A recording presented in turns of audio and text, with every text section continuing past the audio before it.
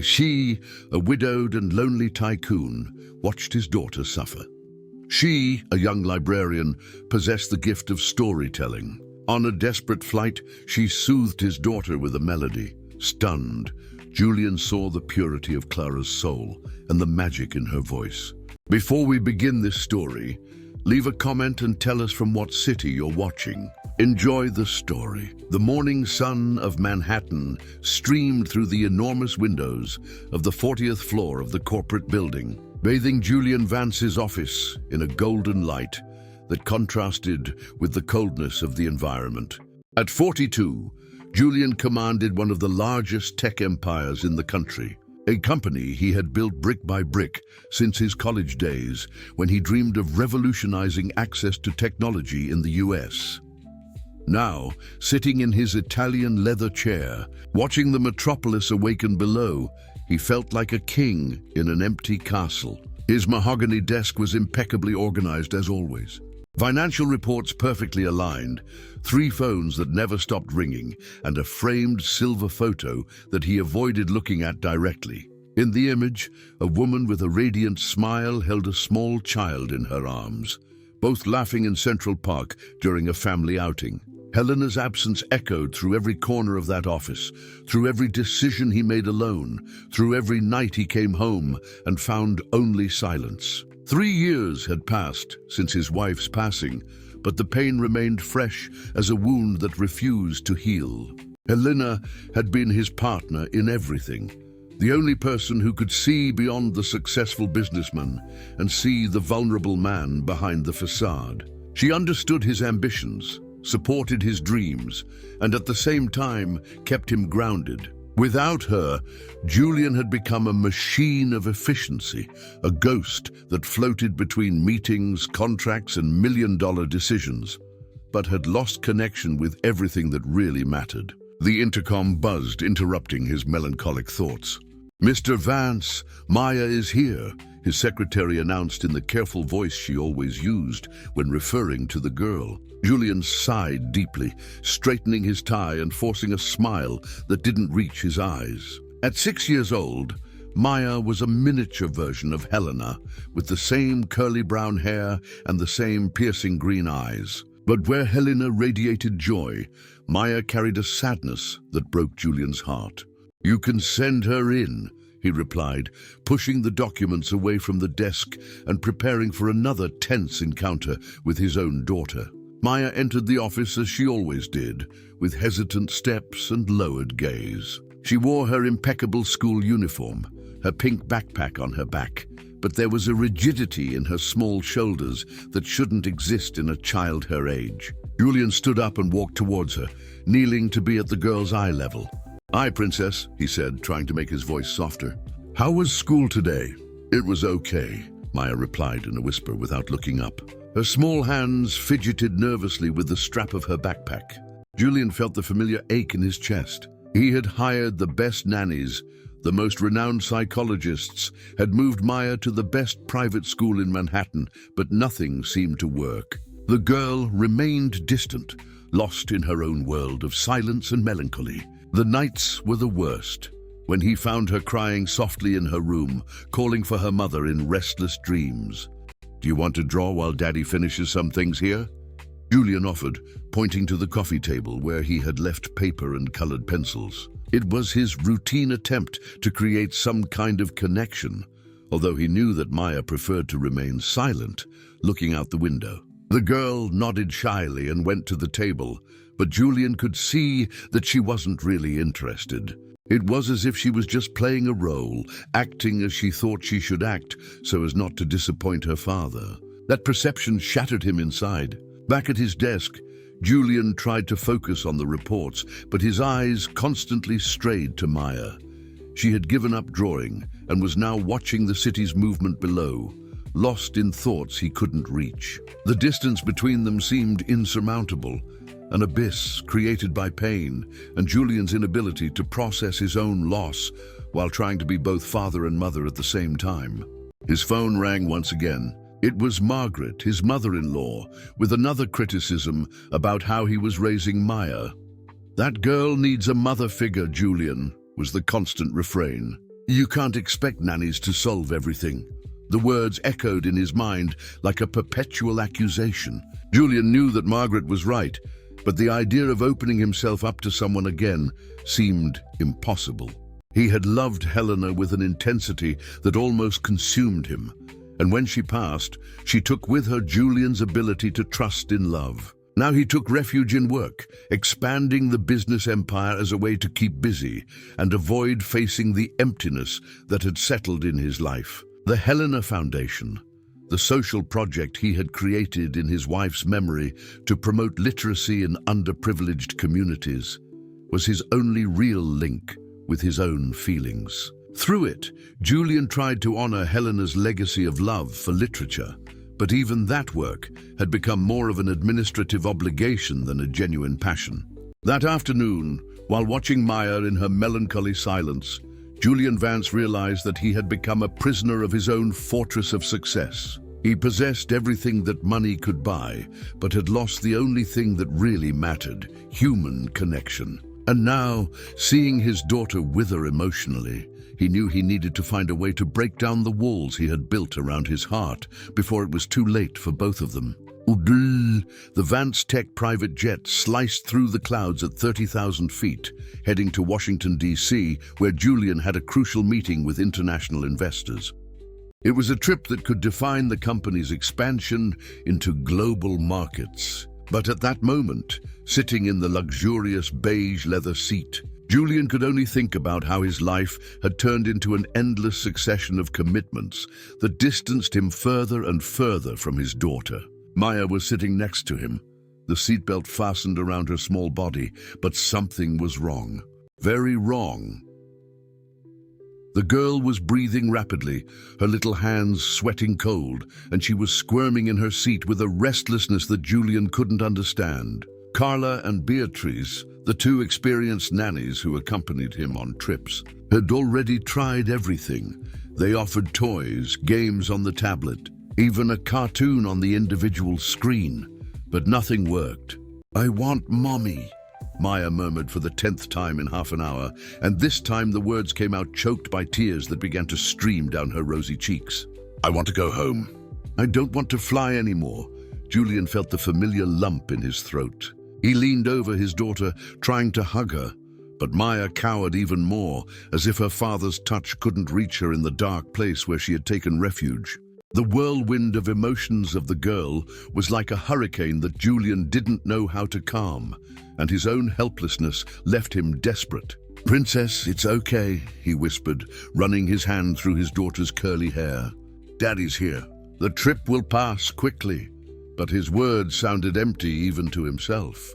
How could he comfort Maya when he himself felt lost? How could he promise that everything would be okay when he didn't even believe it himself? The situation worsened when the pilot announced a zone of moderate turbulence. The plane began to shake gently, but for Maya, this was like an alarm signal.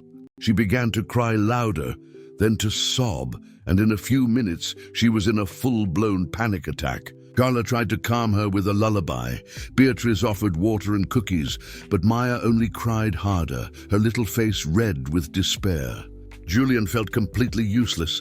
There he was, a man who commanded thousands of employees, who made decisions that moved millions of dollars, but was unable to comfort his own 6-year-old daughter. The guilt gnawed at him like acid.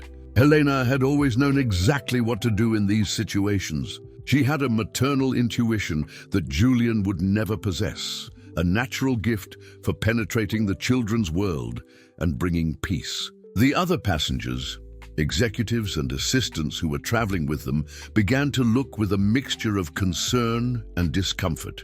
Julian felt his face burn with embarrassment, but mainly with frustration. Maya continued crying, now in sobs that seemed to tear her small soul. It was then that Sandra, the head flight attendant, approached discreetly. She was a middle-aged woman, experienced in dealing with difficult passengers, but there was a genuine kindness in her brown eyes.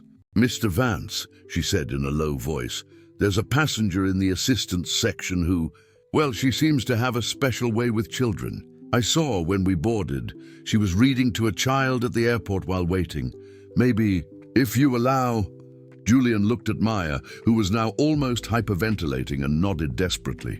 At that moment, he was willing to try anything. Minutes later, Sandra returned, accompanied by a young woman that Julian hadn't noticed before. She was discreet, almost invisible, with light brown hair pulled back in a simple bun and modest clothes, a beige blouse and a brown skirt that seemed to have been chosen not to attract attention. She carried a fabric bag in her hands, and there was a softness in her movements that contrasted with the tension that hung in the cabin. "This is Clara Alencar," Sandra introduced. "She's a librarian and she's returning from a conference in Manhattan." Clara approached slowly, as if she didn't want to scare Maya even more. Her eyes were a warm brown, and when she smiled, Julian noticed a genuine luminosity that he hadn't seen in a long time. "Hi, sweetie," Clara said, kneeling in the aisle next to Maya's seat. Her voice was melodious, filled with a natural sweetness that seemed to emanate from somewhere deep in her soul. "My name is Clara. Can I sit here close to you?" Maya stopped crying for a moment, intrigued by the gentle presence of that stranger. Clara didn't force contact. She just remained there, radiating a calm that began to infect the environment. "You know," Clara continued, taking a small, colorful book from her bag, "I was here reading a very special story about a brave little girl who flew in the clouds. Would you like to hear it?" Without waiting for an answer, Clara opened the book and began to read. Her voice transformed, gaining different tones for each character, creating a magical world right there at 30,000 feet. She told the story of a little princess who discovered that the clouds were actually castles of cotton candy where kind fairies lived, who protected all the airplanes in the world. Julian watched the scene completely fascinated. Maya, who minutes before was in total despair, now hung on Clara's every word, her green eyes shining with a curiosity that he hadn't seen in months. The girl's breathing normalized, the tears dried, and for the first time in a long time, a small smile bloomed on her lips. Clara continued the story, her voice enveloping Maya like a warm hug. She spoke of the cloud fairies who sang lullabies for the children who flew, who painted the sky different colors to distract them during the trips, who blew gentle winds so that the planes danced gracefully among the stars. When the story ended, Maya was completely calm, nestled in her seat with a small but genuine smile on her face. Julian felt as if he were witnessing a miracle. That unknown woman, with her simplicity and her magical voice, had managed in minutes what he, with all his power and resources, had not managed in months, to reach his daughter in the place where she had hidden from the pain. But in the 3 days following the flight, Julian couldn't get Clara out of his mind. Not just because of the magical way she had calmed Maya, but because of something deeper that he couldn't name. There was a quality in her presence, a rare authenticity that disturbed him in ways that he hadn't experienced in years. During the meetings in Washington, D.C., while discussing million-dollar contracts, his mind wandered to the librarian's melodious voice and to the sparkle that had returned to Maya's eyes in those precious minutes. Back in Manhattan, Julian did something he had never done before. He used all the resources of his company to find an ordinary person. It wasn't difficult. Clara Alencar worked at the New York Public Library, a small 2-story building in Greenwich Village. She was 28 years old, had a degree in library science from Columbia University, lived alone in a rented apartment in the Upper West Side, and dedicated her weekends to a volunteer reading project for children in underprivileged communities. The more Julian discovered about her, the more fascinated he became. Clara wasn't just a librarian. She was a natural storyteller, a person who had dedicated her entire life to spreading the magic of literature. And that's when he had an idea that seemed perfect, almost predestined. The Helena Foundation, created in memory of his wife, was precisely looking for someone to direct a new project to promote children's literacy. Julian had postponed the hiring for months, unable to find someone who truly understood the vision that Helena had planted in his heart. Now suddenly the answer was before him. The following Friday, Julian parked his black Mercedes in front of the small library. For the first time in years, he felt nervous like a teenager. His hands sweated slightly as he adjusted his tie, and he wondered if he wasn't making a mistake. But the memory of Maya smiling during Clara's story propelled him forward. The library was smaller than he had imagined, with wooden shelves that had clearly seen better days, and a characteristic smell of old books that transported him immediately to his childhood. Some children were sitting in a circle in the center of the room, and in the middle of them was Clara, reading a story about adventurous pirates with the same passion that she had shown on the plane. Julian stood at the entrance watching her work. Clara wore a simple light blue dress and had tied her hair back with a colorful ribbon that one of the children had probably given her. Her gestures were expressive, her voice changed tone for each character, and the children were completely mesmerized. She radiated a genuine joy, a pure connection with that world of fantasies that she shared. When the story ended and the children dispersed, Clara finally noticed Julian. The recognition was instantaneous, followed by an expression of surprise and something he couldn't decipher. Nervousness? Embarrassment? "Mr. Vance," she said, getting up and smoothing her dress. I wasn't expecting to see you here. "Please, call me Julian," he replied, approaching with a smile that he hoped seemed casual. "How is Maya? Was she okay after the flight?" Clara's face lit up with genuine concern. "Oh, I hope so. She's a very special girl." Sometimes children just need a distraction, a story that takes them away from their fears. "About that," Julian began, feeling his heart race, "I actually came here to make you a proposal. Are you familiar with the Helena Foundation?" Clara nodded shyly. Like most people who worked with literature and education in the US, she had heard of the Foundation's social projects.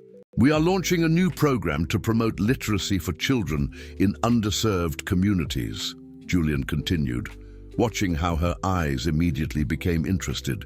"We're looking for someone to coordinate the project, someone who truly understands the transformative power of stories. When I saw you with Maya on the plane, and now here with these children, well, I think you're exactly the person we were looking for." Clara stared at him in silence for a few seconds, and Julian could see the whirlwind of emotions passing through her face. Surprise, disbelief, a hint of mistrust, and something that could be hope. I don't know what to say," she murmured. "It's an incredible opportunity, but I don't have experience in managing large projects. I'm just a neighborhood librarian." "Just?" Julian repeated, genuinely surprised. "Clara, you have something that you can't learn in MBA programs or management courses. You have the gift of reaching people through stories. That's rare. It's precious." He took a step closer, and Clara could smell the expensive and discreet cologne he wore, so different from the simple environment of the library. "The Foundation offers a competitive salary, a generous budget for the projects, and total creative freedom," Julian continued. "But more than that, it offers the chance to take the magic you create here to thousands of children across the country." Clara bit her lower lip, a habit that Julian found unexpectedly charming. He could see that she was struggling with herself between dream and fear. Can I think about it?" she asked finally. "Of course," Julian replied, taking a card from the inside pocket of his suit. When she took the card, their fingers touched briefly, and Julian felt an electric spark that he hadn't experienced in years. From the blush that rose to Clara's cheeks, he suspected that she had felt it too. "My number is there," he said, trying to keep his voice casual. "Call me when you decide." And Clara, "Thank you. What you did for Maya on the plane, it's priceless." As he walked back to the car, Julian felt something he hadn't experienced in 3 years, a genuine anticipation for the future. It wasn't just about Maya, although that was an important part of it. It was about Clara, about the way she made him feel alive again, about the possibility that maybe, just maybe, there was something beyond work and pain in his life. That night, for the first time in months, Julian smiled truly at Maya during dinner, and she responded with a small but real smile. And when he put her to bed, it was Clara who populated his dreams, not the ghosts of the past. Door. Clara accepted the proposal 2 weeks later, but from the first day at the Helena Foundation, Julian realized that something had changed. The warm and spontaneous woman he had met on the plane and in the library seemed to have built an invisible wall around him. She was too professional, too polite, too distant. When he tried to make conversation beyond work matters, Clara skillfully diverted the topic back to the projects. When he suggested they have lunch together to discuss the program, she always had a ready excuse. The Foundation's office was in the same building as Vance Tech, just 3 floors below, but Julian felt as if Clara was miles away. She had transformed a modest room into a small kingdom of creativity, with shelves full of children's books, colorful posters on the walls, and a round table where she held meetings with the team. The space radiated her personality, but whenever Julian appeared, a veil of formality descended upon Clara like a curtain. "Good morning, Mr. Vance," she said when he passed through the hallway, always with that polite smile that didn't reach her eyes. Mr. Vance, never Julian, never the name he had specifically asked her to use. In the meetings about the project, Clara was brilliant. Her ideas were innovative. Her passion for the cause was contagious. And in a few weeks, she had structured a literacy program that promised to reach more than 50,000 children in the first year. But with Julian specifically, she maintained a cold cordiality that left him frustrated and confused. The situation worsened when Margaret, his mother-in-law, appeared unexpectedly at the office one Thursday afternoon. Julian was in a meeting with Clara and 2 regional coordinators when his secretary announced over the intercom that Mrs. Castro was on her way.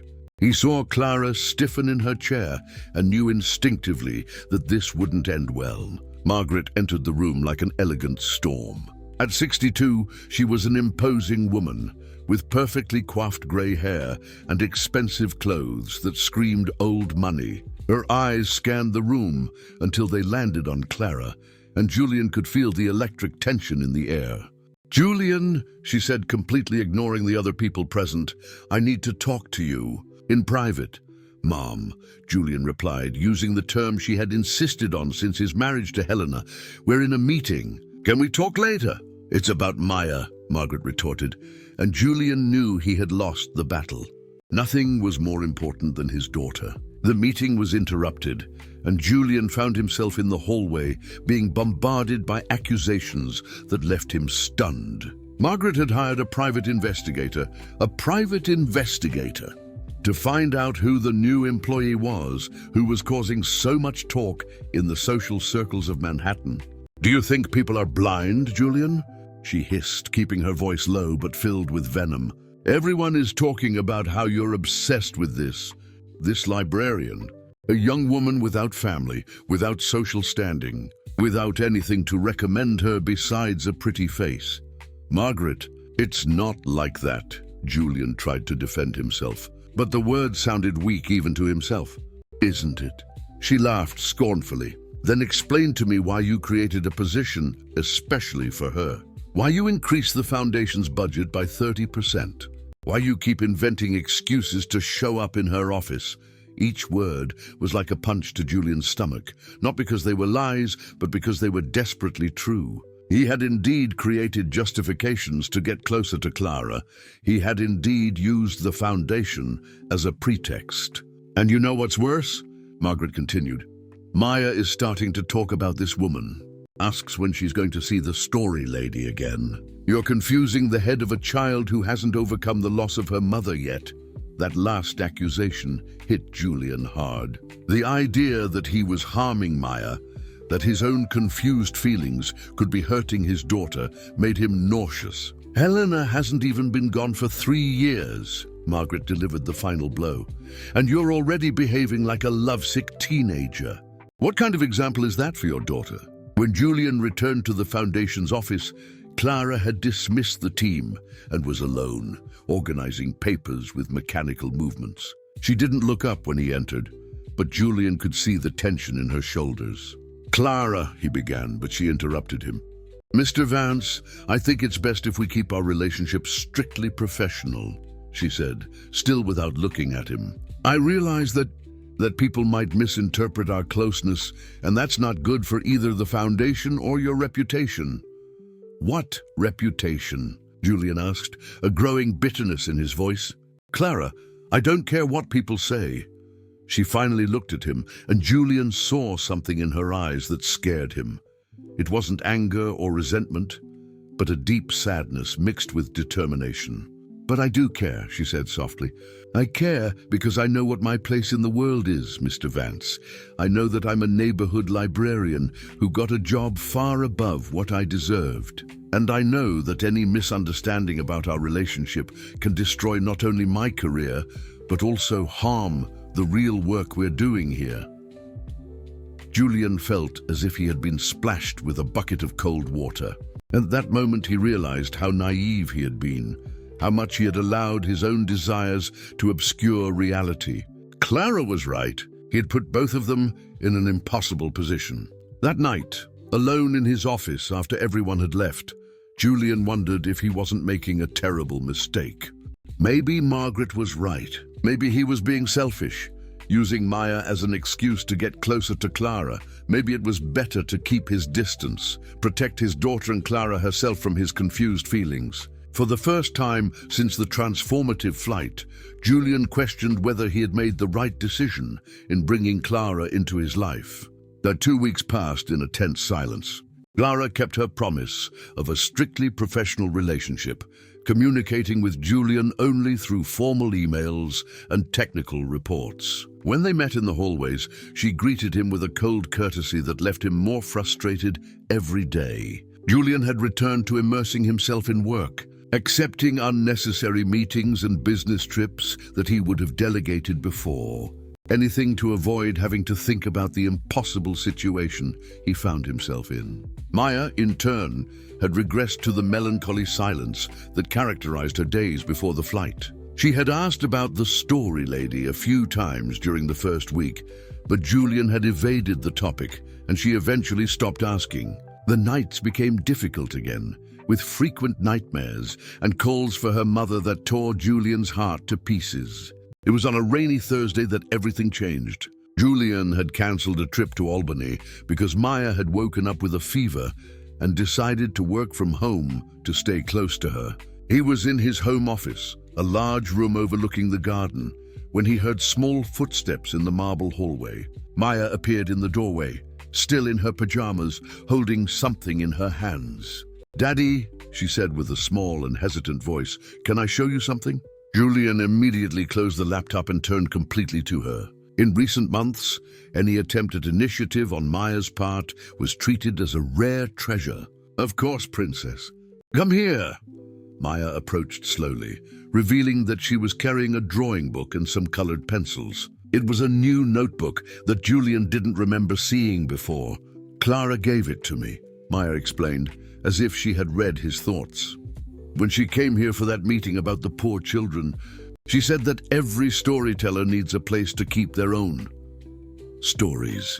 Julian felt a pang in his chest. Clara had been to his house only once, 3 weeks ago, for a meeting about the implementation of the program in underserved communities. He hadn't even noticed that she had interacted with Maya during her brief visit. "What kind of stories are you keeping there?" he asked, genuinely curious. Maya opened the notebook, and Julian found himself facing something that left him breathless. The pages were filled with colorful drawings and words written in the clumsy handwriting of a 6-year-old. But they weren't random drawings. They were scenes from stories, characters with names, small adventures narrated through images and simple phrases. "This one here is Princess Luna," Maya explained, pointing to a drawing of a girl with curly hair that looked a lot like her own. "She lives in a castle in the clouds and takes care of all the children who fly. And this one here is the Sad King." She turned the page, showing a tall man in a suit drawn in dark tones. "He lives in a very tall tower and has forgotten how to smile." Julian swallowed hard. The similarity between Maya's characters and their own lives was impossible to ignore. Clara taught me that when we're sad, we can invent stories to understand why, Maya continued, her voice gaining an animation that Julian hadn't heard in months. She said that Mommy was like a fairy who had to go to a very distant kingdom, but that she left little pieces of magic to take care of us. Maya's words struck Julian like lightning. Clara had managed, in a single conversation, to give the girl a way to process the pain that he, with all the resources and therapists in the world, had failed to offer. And you know what else? Maya turned a few more pages, arriving at a more recent drawing. Clara told me a secret. The drawing showed Princess Luna holding hands with two adult figures, a woman with flowing hair and a tall man. Everyone was smiling. What secret? Julian asked, his voice coming out more hoarse than he intended. She said that sometimes the people who tell the best stories are those who have had to learn to transform their own sadness into something beautiful, Maya explained with the unique seriousness of children. And that when two people who know how to tell stories come together, they can create the strongest magic in the world. Julian was silent, watching his daughter's drawings. On one of the pages, Maya had written in crooked letters, "Princess Luna wants the sad king to learn to smile again." "Maya," he said softly, "would you like to see Clara again?" The girl's eyes lit up in a way that Julian hadn't seen in years. "Can I? Can she come here and tell more stories? I have so many questions for her about how the fairies do magic." At that moment, Julian understood something fundamental that had gone unnoticed amid all the emotional turmoil and social pressure. It wasn't just about his feelings for Clara, nor the judgments of society. It was about Maya, about a child who had found a way to connect with her own pain and transform it into something creative and hopeful. Clara wasn't just a distraction or a romantic interest. She was exactly what Maya needed. A person who understood the healing power of stories, who knew how to speak the language of children's imagination, who could help his daughter navigate grief in a way that he could never do alone. And maybe, just maybe, Maya was right about the magic that two people who know how to tell stories, you could create together. That afternoon, for the first time in weeks, Julian felt hopeful. There was a way through that impossible situation, and curiously, it had been his 6-year-old daughter who had found it. The conversation with Maya had given Julian a spark of hope, but that hope was brutally extinguished the next morning. When he arrived at the office, he found Margaret waiting for him in the meeting room, accompanied by a man in a dark suit that Julian didn't recognize, and by Fernando Castillo, the Castro family's lawyer for over 20 years. "Julian," Margaret said without preamble, "this is Dr. Roberto Meneses, a specialist in child psychology and family law." Julian's stomach dropped. He knew this type of meeting. He had seen similar situations in business circles. Someone was questioning his ability as a father. "Sit down, please, Doctor," Meneses said in a professional and cold voice. "We need to discuss some serious concerns about Maya's well-being." Julian sat down slowly, feeling as if he were walking towards his own trial. Fernando opened a thick folder and began to list a series of evidence that Margaret had collected over the months. The nights when Julian worked late and left Maya only with nannies, the business trips, the girl's emotional instability, and now what they called erratic behavior related to Clara. "Maya has been showing signs of emotional confusion," Dr. Meneses explained, consulting his notes. "She has created an elaborate fantasy about fairies and sad kings that suggests an attempt to escape a traumatic reality. In addition, she has developed an inappropriate attachment to a substitute mother figure who is not qualified to deal with children in mourning." Wait, Julian interrupted, his voice filled with disbelief. "You're talking about Clara? She's a librarian. She works with children every day." "That's exactly the problem," Margaret interjected. "Maya is clinging to a fantasy, to a woman, You brought into her life for personal reasons, not for the child's well-being. And now she is using his daughter to justify an inappropriate relationship. Dr. Meneses nodded in agreement. Children in mourning often cling to figures who represent what they have lost. What appears to be progress may actually be a harmful denial mechanism. Julian felt the world spinning around him. Everything he had interpreted as positive signs was being transformed into evidence against him. Maya's stories, her renewed creativity, her connection with Clara, everything was being painted as symptoms of unresolved trauma. "What are you suggesting?" he asked, although he already knew the answer. Fernando leaned forward. "We are suggesting that Maya needs stability. She needs a suitable mother figure and an environment free of emotional complications. Margaret is prepared to offer that stability." You're talking about custody," Julian whispered, the words coming out like shards of glass. "Temporary," Margaret hastened to explain, but Julian saw the lie in her eyes. "Until you resolve your personal problems and establish a more stable environment for Maya." "Indeed, Dr. Meneses added more fuel to the fire. There are legal precedents. When a widowed parent demonstrates emotional instability that affects the child's well-being, especially involving inappropriate relationships, the court often favors the maternal family. Julian stood up abruptly, the chair scraping on the floor with a harsh noise. "I am her father. Maya is my daughter." "And you're harming her," Margaret retorted, her voice finally revealing the coldness she had always hidden behind maternal concern. "Helena made me promise that I would take care of Maya if something happened. She would never approve of what you're doing." The mention of Helena was like a dagger in Julian's heart. The guilt he had carried for 3 years exploded in his mind. Maybe Margaret was right. Maybe he was being selfish, using Maya to justify his attraction to Clara.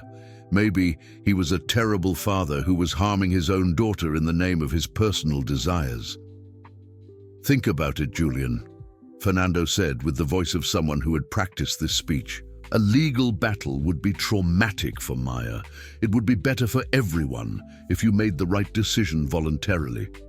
When the meeting ended, Julian was alone in his office, looking at the photo of Helena and Maya on the beach. For the first time since his wife's passing, he wondered if it wouldn't be better to leave Maya with Margaret. At least there she would have stability, a predictable routine, a family that wouldn't confuse her with fantasies and complicated relationships. His phone rang, but he didn't answer. It was probably Clara, calling about some detail of the project. How could he talk to her now, knowing that Dr. Meneses was right about his motives? How could he look at Clara knowing that he had used Maya as an excuse to get closer to her? The afternoon turned into evening, and Julian remained in his office, paralyzed by the possibility that everything he had built, his relationship with Maya, his attempt to restart his life, his growing connection with Clara, was a dangerous illusion that was hurting the only person who really mattered. When he finally arrived home that night, Maya was already asleep. Julian stood at the door of her room, watching his little daughter hugging the storybook that Clara had given her. Even that now seemed like evidence against him. Maybe Margaret was right. Maybe he was an inadequate father who was condemning Maya to repeat his own traumas. And maybe the only way to protect her was to walk away. Julian spent the entire night awake, pacing the empty halls of his house like a tormented ghost. With each step, Dr. Meneses' words echoed in his mind: erratic behavior, emotional instability, inappropriate relationships. But it was when dawn broke and he saw Maya coming down the stairs, still hugging the storybook, that something changed inside him. The girl didn't seem confused or traumatized. She seemed, for the first time in 3 years, alive. "Good morning, Daddy," she said with a small but genuine smile. I dreamed about Princess Luna again. She told me that the sad king was learning a very important lesson. Julian knelt down to Maya's eye level, watching her face. There were no signs of trauma or confusion. There was hope, creativity, a spark that he had thought was lost forever. What lesson, Princess? That sometimes we need to be brave to protect the people we love, Maya replied with the unique seriousness of children, even when other people say we're wrong. At that moment, Julian understood with crystal clarity what was happening. Margaret wasn't trying to protect Maya, she was trying to control the narrative, mold it to her own vision of what a family should be. And he had been so consumed by guilt and fear that he had almost allowed it to happen. After dropping Maya off at school, Julian did something he hadn't done in 3 years. He cancelled all the appointments for the day and decided to act like a father, not a CEO. His first stop was the library where it had all begun. Clara was there, conducting a reading session for a group of small children. Julian stood at the entrance, watching her work, but this time he didn't let himself be distracted by her beauty or his own feelings. He watched the children, their illuminated faces, their total engagement, the way they leaned forward, hypnotized by the stories. This was the evidence he needed. When the session ended, Julian approached. Clara saw him, and her face immediately closed in the professional mask she had adopted. "Mr. Vance, I wasn't expecting." "Clara, I need to talk to you," he interrupted her. "It's about Maya, but it's also about us, and about what's really happening here." He told her everything. The meeting with Margaret, the threats of custody, Dr. Manessi's accusations. Clara listened in silence, but Julian could see the indignation growing in her eyes. "They're using Maya as a weapon," she said finally, her voice trembling with controlled anger. "They're manipulating a child's pain to get what they want." "And what is it that they want?" "Control," Clara replied without hesitation. "Margaret wants to control Maya, mold her to the image she has of the daughter she lost. And she wants to control you, keep you trapped in the past so you can never move on." Julian felt as if a veil had been lifted from his eyes. "You realize that from the beginning?" "I realized it the day she showed up at the foundation," Clara admitted. "The way she looked at me, as if I were a threat to Helena's memory. But, Julian, I stepped away because I thought that maybe she was right. That maybe I didn't have the right to be in your lives. And now?" Clara stood up, and Julian saw a fierce determination in her eyes that he had never seen before. "Now I know that Maya needs someone who believes in her ability to heal, to grow, to transform pain into art. She doesn't need someone who treats her like a broken doll."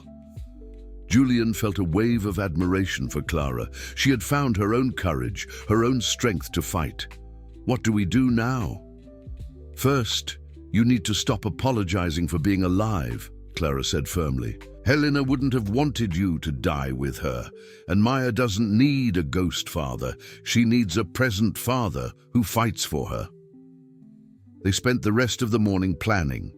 Julian used his resources to hire the best family lawyer in New York, a man known for never losing custody cases. He also hired his own child psychologist, Dr. Ana Lucia Ferreira, a respected professional who had worked with Helena at the foundation before her passing. But the real weapon would be Maya. Her stories, her drawings, the clear evidence that she was flourishing, not withering. Julian spent the afternoon documenting everything, recording videos of Maya telling her stories, photographing her drawings, collecting testimonials from the teachers about her emotional improvement. When Margaret called in the late afternoon, demanding an answer about her proposal, Julian was ready. "Margaret," he said in a voice that she didn't recognize, firm, decisive, without a trace of the guilt he had carried for 3 years. "I'm going to fight for my daughter, and I'm going to win." The silence on the other end of the line was long and tense. "You don't know what you're getting into, Julian," she finally replied, her voice filled with threat. "I have resources, connections, evidence. I can destroy your reputation and that of this insignificant librarian. You can try, Julian retorted. But Maya isn't Helena Margaret. She's my daughter, and I won't allow you to turn her into a trophy of your grief. When he hung up the phone, Julian knew that he had crossed a line from which there would be no return. The battle was declared, and everything, his relationship with Maya, his possibility of a future with Clara, his own redemption as a man and father, would depend on what happened in the coming days. The war for the soul of Maya Vance was about to begin, but the hearing was scheduled for a rainy Friday in September. Julian arrived at the family court of New York with Maya on one side and Clara on the other, his lawyers carrying folders full of evidence and testimonies. On the opposite side, Margaret was accompanied by Fernando Castillo and Dr. Meneses, confident in their strategy of portraying Julian as an unstable and irresponsible father. The judge, Dr. Patricia Almeida, was known for her rigidity and for the absolute priority she gave to the well-being of children. Julian knew that there would be no room for sentimentality, only facts and evidence. Margaret presented her case first, painting a devastating picture of Maya's life under Julian's care. She spoke about the nights of nightmares, the emotional isolation, the father's constant trips. Dr. Meneses supplemented with his psychological analysis, describing Maya's stories as mechanisms of escape from reality and labeling Clara as a destabilizing influence.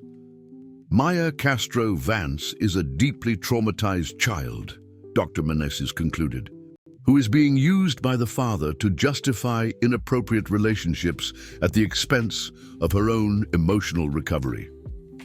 When it was Julian's turn, he stood up with his hands trembling slightly, but his voice firm.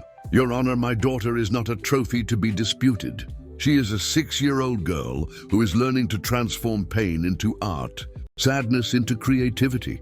He presented the videos of Maya telling her stories, the drawings that showed not escape from reality, but creative processing of grief. Dr. Ana Lucia Ferreira, the psychologist that Julian had hired, offered a completely different perspective. The narratives created by Maya are, in fact, signs of a healthy mind processing trauma, she explained. The child has found her own language to deal with loss, which is extraordinarily positive. Suppressing this creativity would be detrimental to her development. But the decisive moment came when the judge asked to speak with Maya in private. Julian felt his heart stop. Everything depended now on a 6-year-old child. Maya entered the judge's reserved room, carrying her storybook, and sat in the large chair like a little queen, assuming her throne. Dr. Patricia knelt down to the girl's eye level, her stern expression softening. Hi, Maya. Do you know why we're here? I know, Maya replied with a seriousness that impressed the judge. Grandma Margaret thinks my daddy doesn't take good care of me. But she's wrong. Why do you think she's wrong? Maya opened her notebook and showed a recent drawing. It was her, Julian, and Clara holding hands in front of a library full of children. Before my family was broken, she explained. Daddy was sad because Mommy turned into a star in the sky. I was sad because I didn't understand why she had to leave. But then Clara taught us that families can grow when we find people who know how to tell stories of love. Dr. Patricia leafed through the notebook, seeing the evolution of the drawings, from the lonely and sad characters of the beginning to the colorful and vibrant scenes of the more recent pages. And are you happy with your daddy and Clara? Very happy, Maya replied without hesitation. Daddy has learned to smile for real again, and Clara taught me that Mommy didn't go away forever. She became part of the stories I tell. She's here, Maya touched her own chest. Every time I make someone smile with a story. When the judge called everyone back into the room, Julian saw on her face a decision already made. After listening to all the testimonies and especially after talking with Maya, Dr. Patricia began. It is clear that this child is not only well cared for, but flourishing under the care of her father. The evidence shows unequivocally that Mr. Julian Vance is a dedicated father who has found a healthy way to help his daughter process grief. Margaret paled, but the judge continued. Furthermore, the presence of Clara Alencar in Maya's life has been clearly beneficial. A child who can articulate her feelings through creative narratives is a child who is developing emotionally in a healthy way. The gavel came down with a final sound. The request for a change of custody is denied. Maya Vance will remain under the care of her father. Margaret left the courthouse in silence, defeated and, for the first time, aware that she had lost not only the legal battle, but the respect of her own granddaughter. 6 months later, in a flowery garden in upstate New York, Julian and Clara were married in a simple and intimate ceremony. Maya was the maid of honor, carrying a basket full of pages of stories written by her unique contribution to the celebration. At the party, she climbed onto a chair and told all the guests the story of Princess Luna, the sad king, and the fairy of magic words, who taught them both to write a happy ending. Julian watched his new family, Clara pregnant with twins, Maya radiant in her pink dress, surrounded by friends who understood that love has no timeline or pre-established rules. Helena would be proud, he knew. She had always believed that the best stories were those that spoke about new beginnings and second chances. That night, when Maya was already asleep in her room that she now shared with Clara, the couple stayed on the balcony contemplating the stars. Clara rested her hand on her still discreet belly, where the baby was growing, who would complete the family they had built through stories, courage, and love. "You know," Clara whispered, "Maya was right from the beginning. We really did create the strongest magic in the world." Julian kissed her gently, knowing that his journey through pain had finally arrived at the place where it should always have arrived. Not at the forgetting of the past, but at the construction of a future where love could exist in all its forms, transforming even the deepest sadness into stories of hope. Dear listeners, we hope that the journey of Julian, Clara, and Maya has touched you deeply. This story of love, overcoming obstacles, and family reminds us that it's never too late to start over, and that the best stories in life are the ones we write with courage and an open heart. To continue this emotional journey, we have prepared a special playlist with equally captivating narratives about second chances and families that form beyond blood ties. Find our special selection by clicking to your left. If this story has inspired you, don't forget to subscribe to our channel and leave your like. Each gesture motivates us to bring more stories that celebrate the complexity and beauty of life. Every day, we share unique narratives that explore the mysteries of the human heart. Don't miss our upcoming content, and we look forward to seeing you in the comments to share your own stories of transformation and hope.